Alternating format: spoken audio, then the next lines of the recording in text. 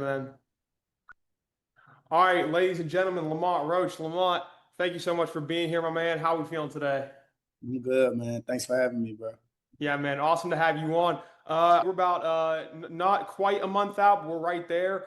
Are you in the district right now for training camp?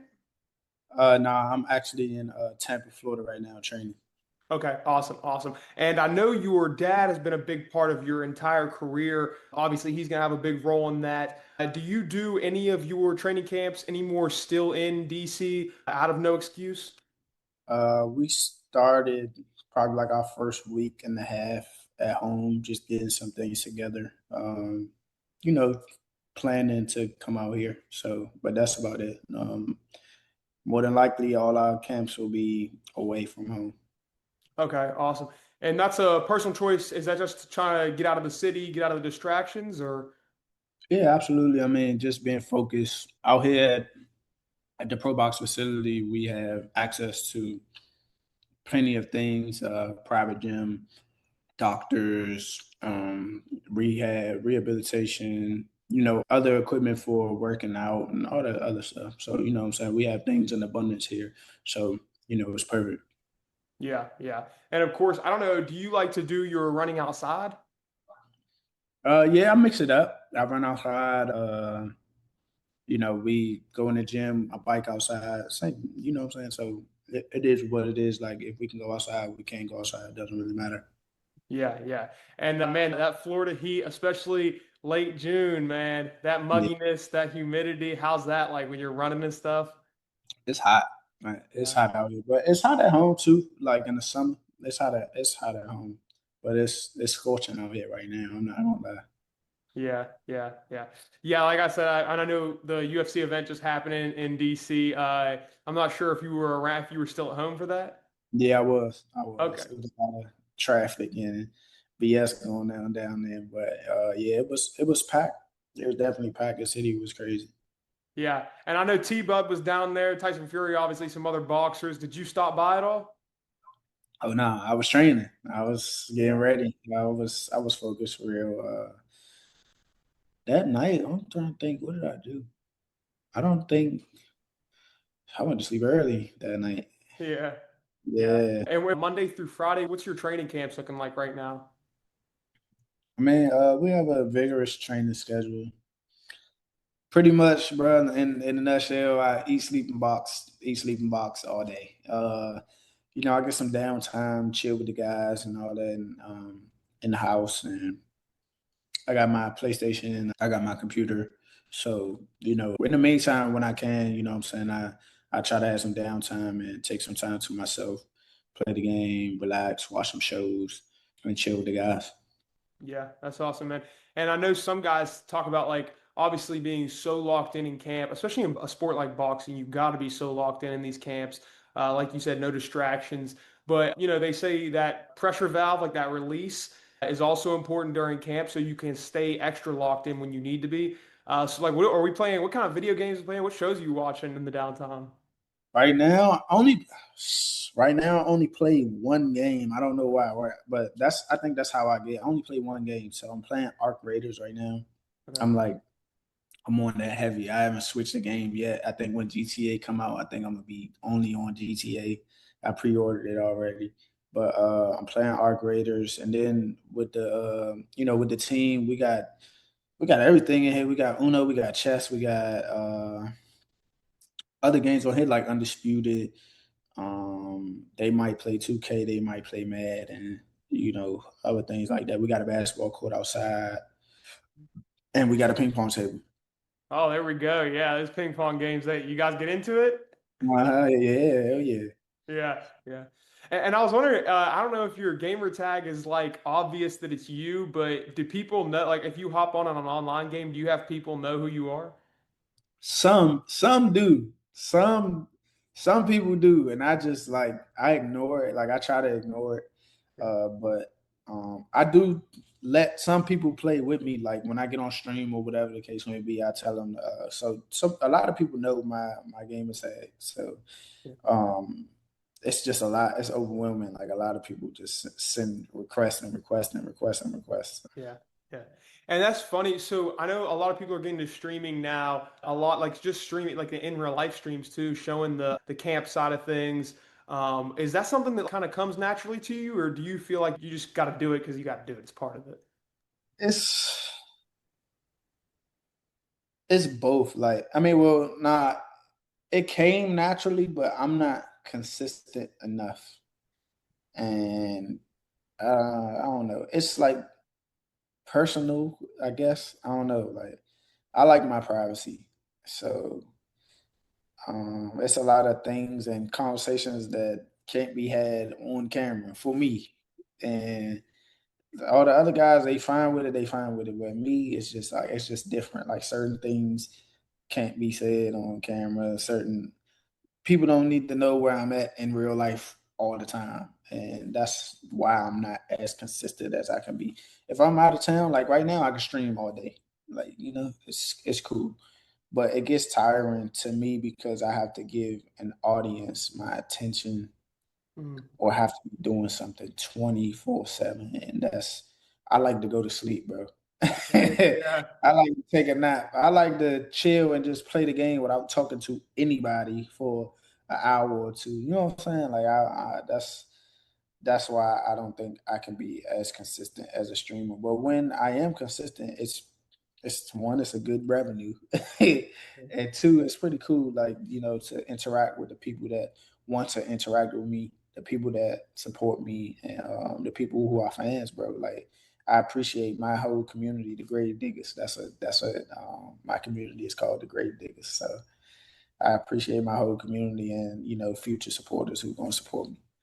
Yeah, man, you got a strong community too. I know they came out. I mean, you were a world champ at one point, of course. 2023, you were on the mainstream, of course. Anytime you win a title fight, you get those big money fights immediately after. But really, when you fought Tank, I think because everybody saw what happened, of course, especially with what the athletic commission came out and said afterwards, really solidified that. But I think that really puts you onto the mainstream. Obviously, it Yeah. was all over. It was Prime Video. You had that deal and everything. Did you notice, like, how big did you notice the jump in your just like overall social media presence and just your name being brought up in potential fight matchups after that?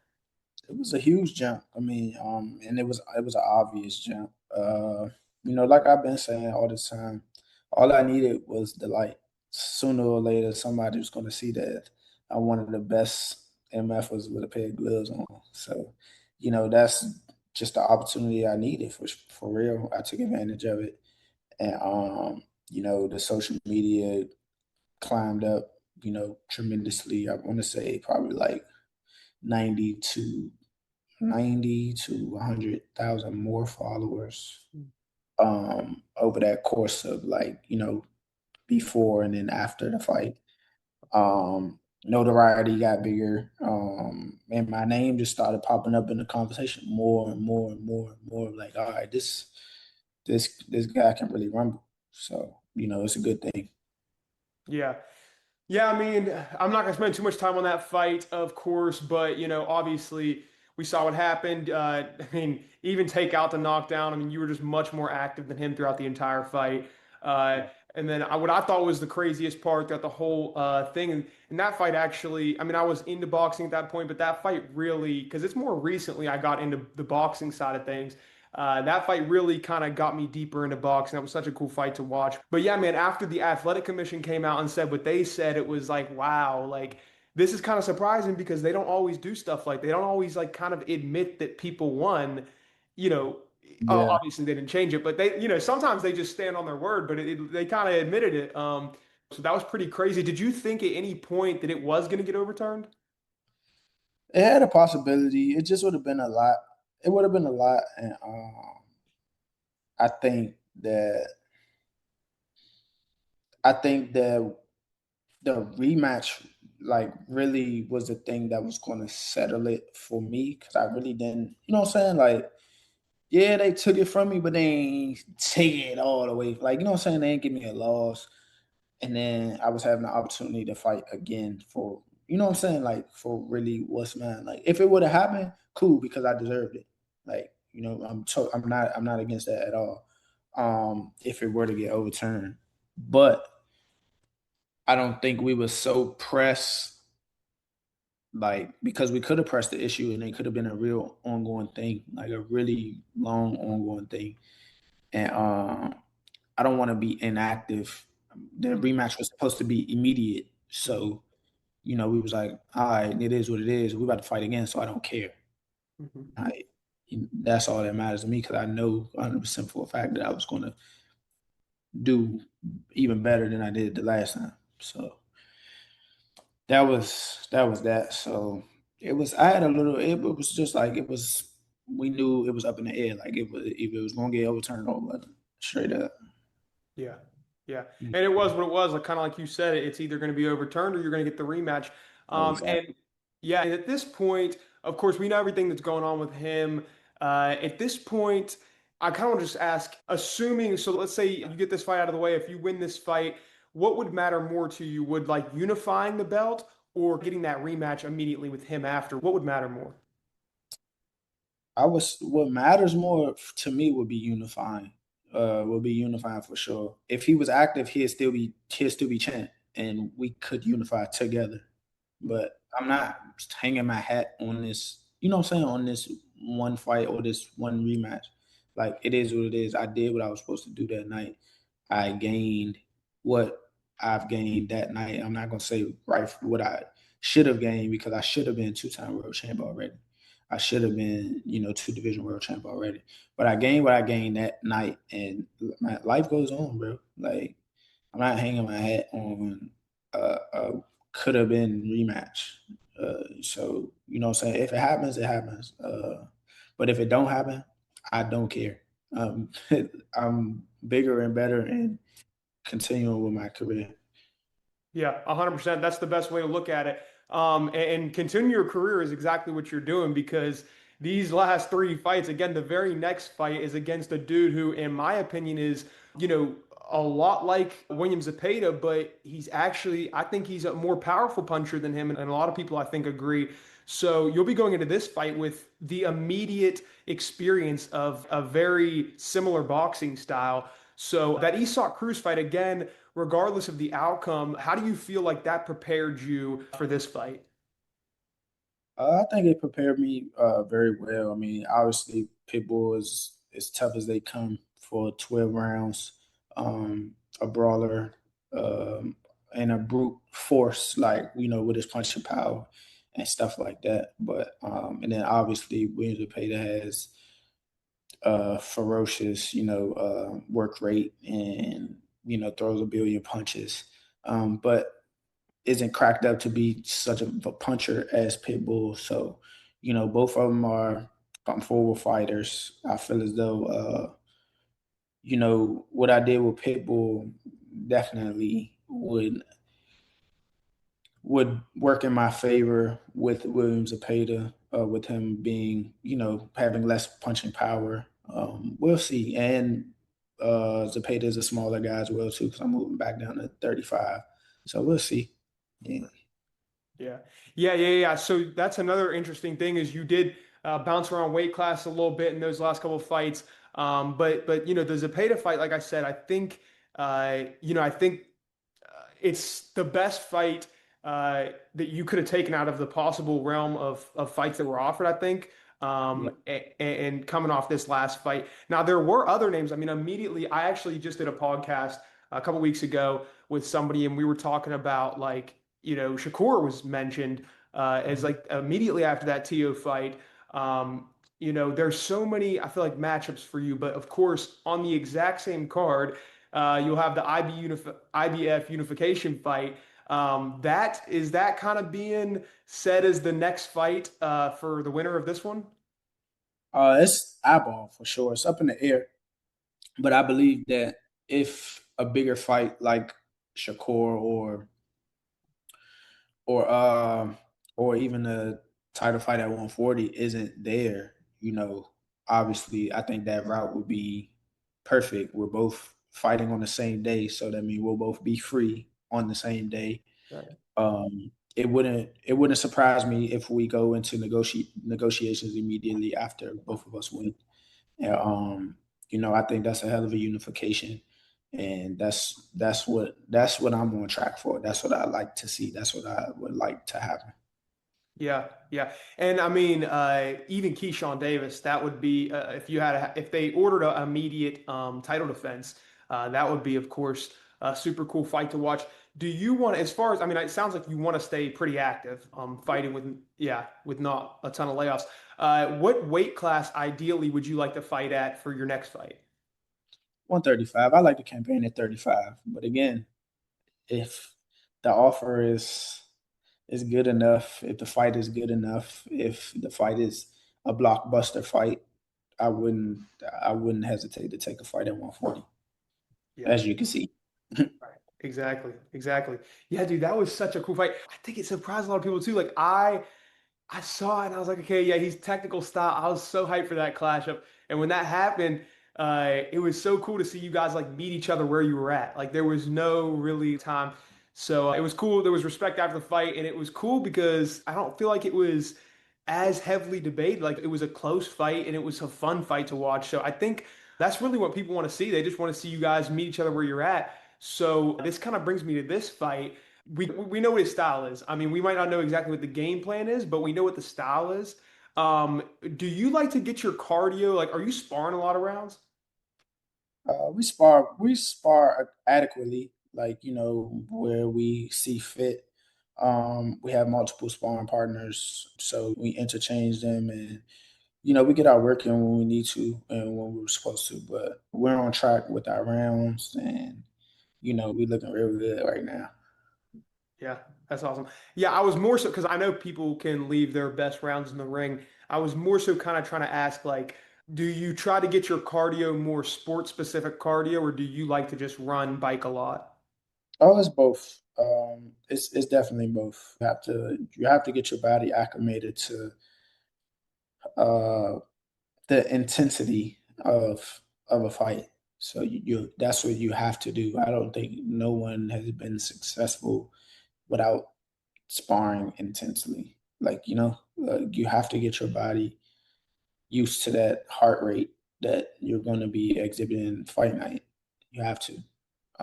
And I'm not saying you can't do it outside the ring, but it's different. It's real different. Combat is real different from regular cardio. Combat cardio is real different from just running. Just because you're in a controlled environment when you're running, you're in a controlled environment when you're biking because you control the pace, you control everything. In the fight, you don't necessarily control how your heart is going to beat when you catching a shot, when you slipping the shot and coming back, when you exchanging with a guy for to like 10 seconds and then there's a break in the action, then you're going right back 10 seconds later or 2 seconds later. You never know.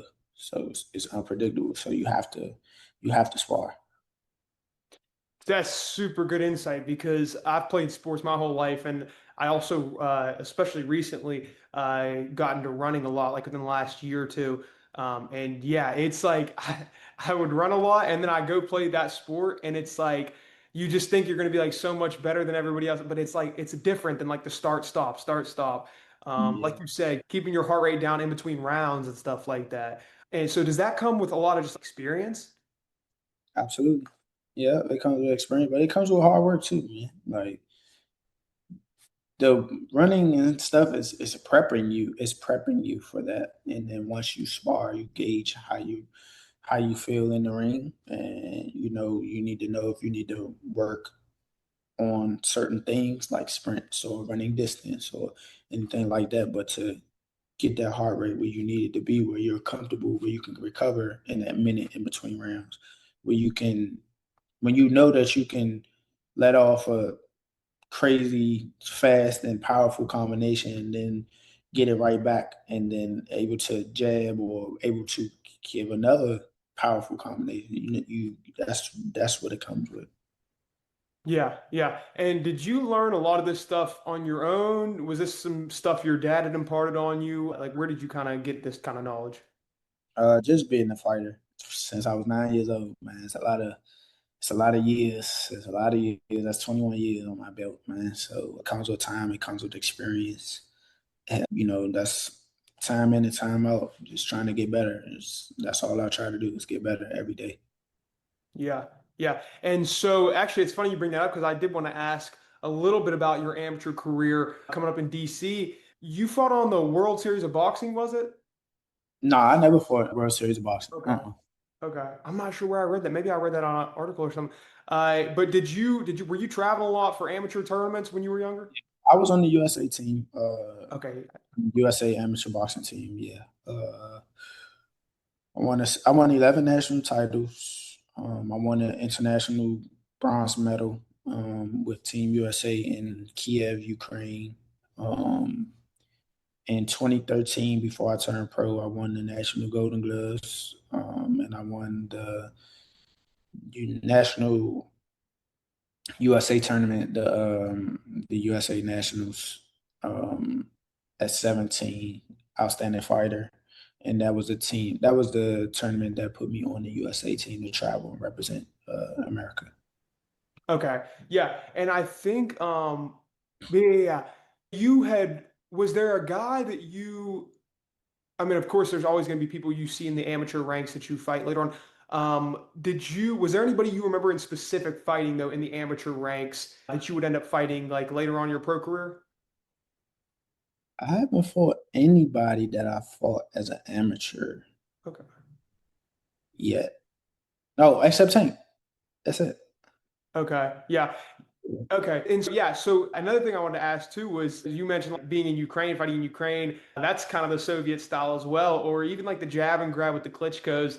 Um, so I was thinking about this the other night because I'm not a boxing head like that. I know way more about the MMA side of things, but I was wondering like, do you think being an amateur too long can be a detriment to guys just because the way that like the fighting, the way to win fights is so much different?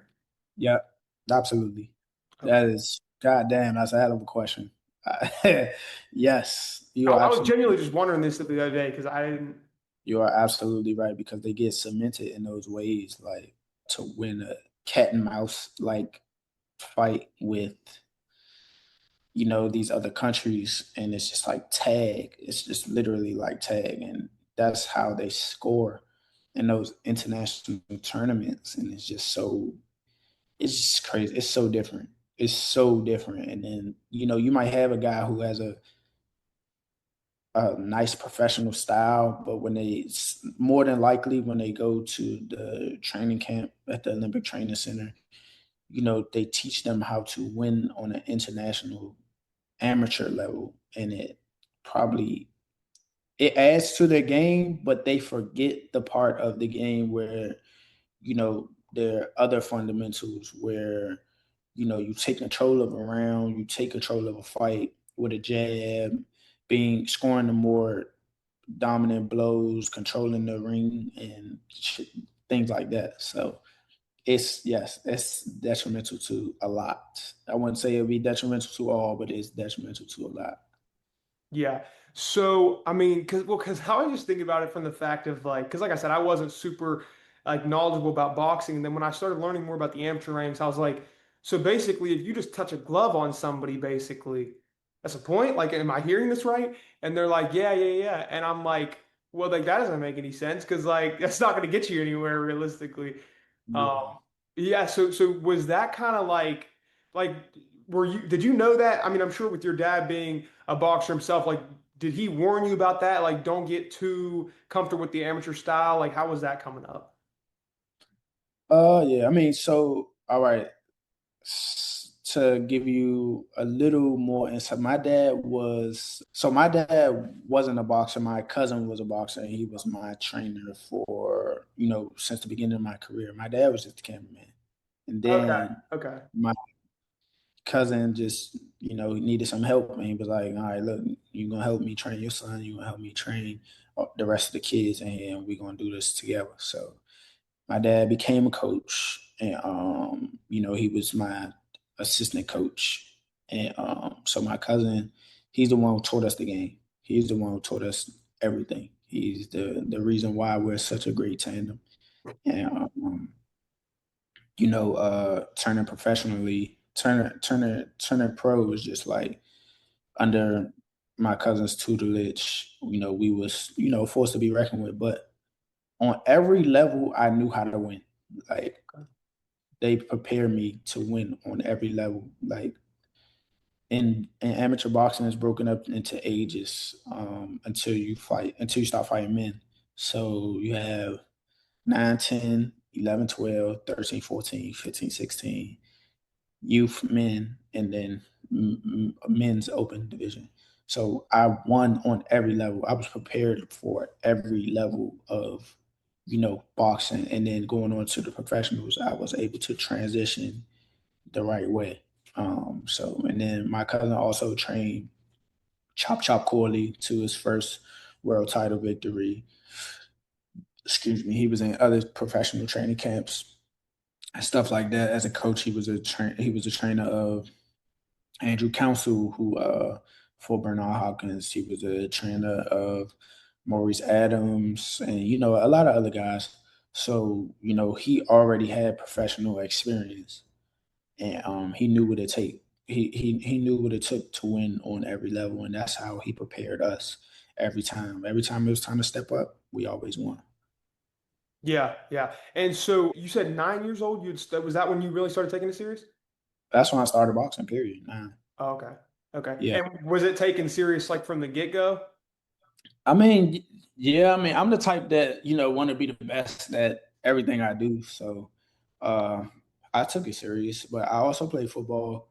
When I got to high school, it was just like, all right, football gotta go. Like, Yeah, So then it was solely I was doing one sport. At that time I was on the like when I turned 14, 15, one of them, that's when I only was like only boxing. And it took off, man. It was just my cousin always told me that I'd be one of the best to lace up a pair of gloves. So I'm just trying to fulfill that destiny, bro.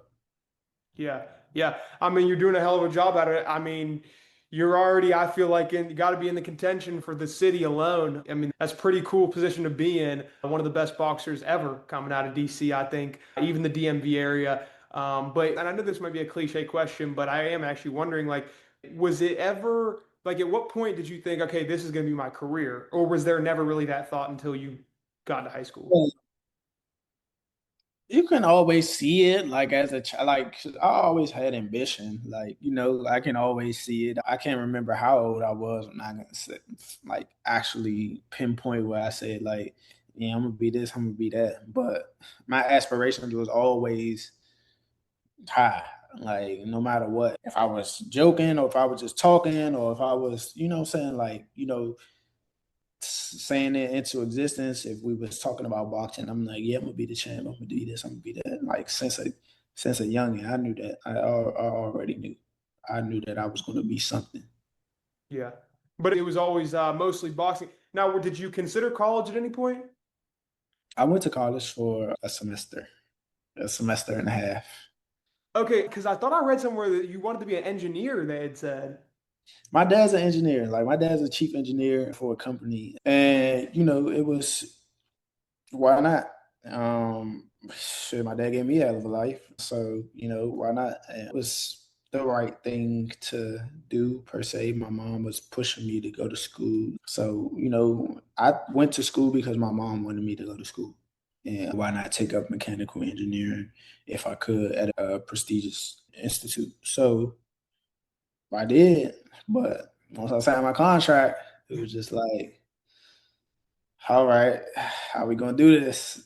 So this college and school don't care about you boxing. Like you don't box for the school, so they don't care what you do outside of the school. So it's like I couldn't afford to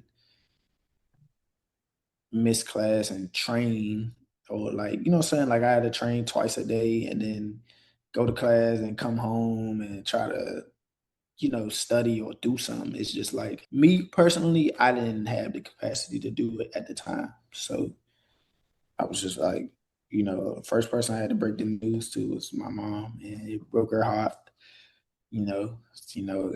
She cried, and I took that personally. So, I made it worth my while for sure. I let her know that I was doing the right thing. Yeah, yeah. And real quick, because we got about a minute left here before this meeting just it automatically will end, shut off. But I did want to ask first, what college were you at? Uh, the University of Maryland. Okay, yeah, I figured it would be somewhere around there. And hey, man, we got a minute left here. So last thing, any bold prediction for this fight fans can look forward to? That I'm gonna knock his motherfucking head off. Let's go. I love that, man. Yeah, right there, baby. Hey, Lamont, thank you so much for coming on, my man. August 1st in Las Vegas. We will be watching, my man. Appreciate it. Yeah, hey, thank you so much for coming on, man. All right, See you thanks for later. having me.